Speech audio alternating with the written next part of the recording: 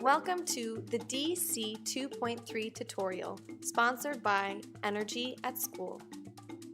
In this video, we will be sharing environmentally friendly practices for our schools with the assistance of 3 experts. Meet Dr. Stefan Kempe, who works at the Department of Environmental Protection in Stuttgart. He will be talking about heat economics and concepts for municipal buildings. With the installation of an energy management system, it is possible to monitor and analyze the school's energy usage and to react quickly to increase consumption.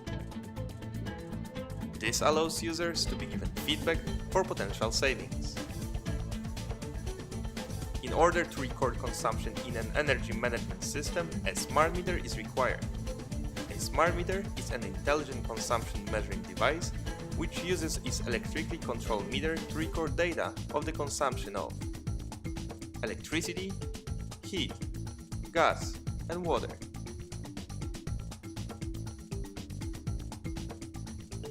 Our example shows the heating consumption of a school with its typical course. An increased consumption during the week, and a reduction on the weekend.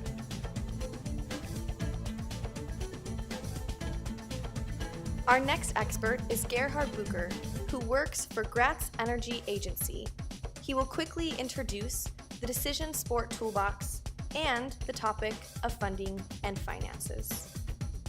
Realizing energy savings in schools may raise a lot of questions for the different stakeholders, but there's already a lot of resources out there. We compiled the best and provided them on the Energy at School website. On the website, we published 5 tools for funding and financing, which are starting the energy management process in schools,